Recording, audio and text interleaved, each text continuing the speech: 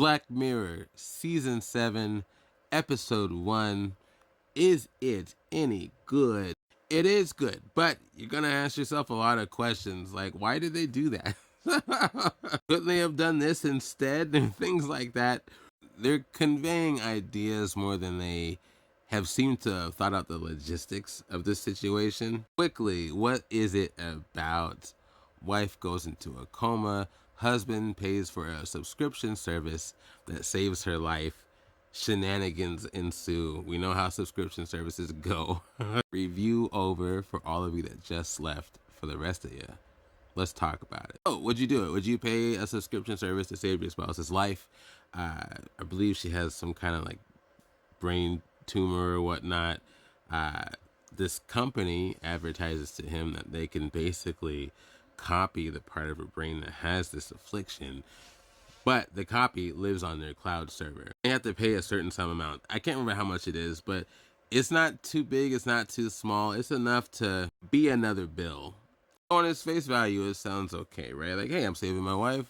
You know, I got to work a little extra, but, you know, her life's obviously worth it. And they're, and of course, very deeply in love with each other. Of course, there's strings to all of this.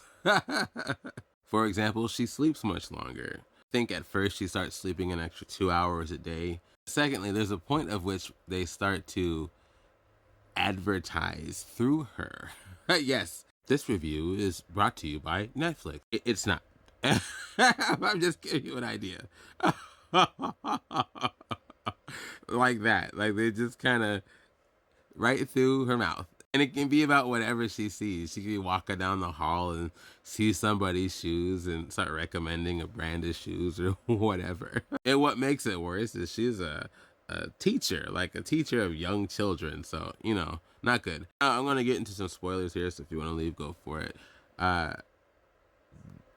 Where it gets, I think, really weird is the company cranks up the subscription. They start putting them this couple on the bottom rung, which is the common rung, which is why they call it common people. So her service gets less and less. For example, she sleeps longer. She can only be in certain areas. She can't.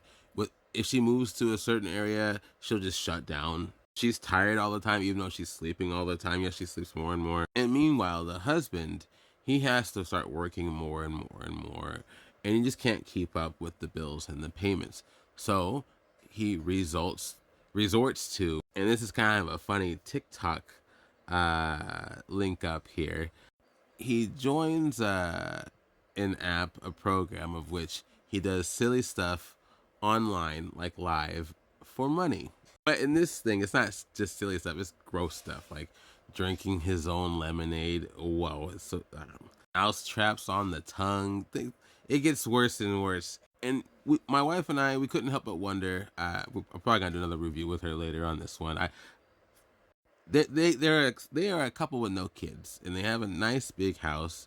And the husband seems like he makes a good amount of money, and the wife, she's working too. Kind of wonder why they couldn't just sell the house and just start being like nomads. You know, in this recent time of the digital nomad, they could have just sold the house and just RV'd it around their local area and probably been pretty good and just being able to pay for whatever that company asks for. Yes, that's not the ideal situation. That company should kick rocks for what they're doing. You hate the company and you hate the representative, played by Tracy Ellis Ross. I love her, but you really hate her in this episode. But he kind of goes down a spiral along with his wife, trying to keep her alive.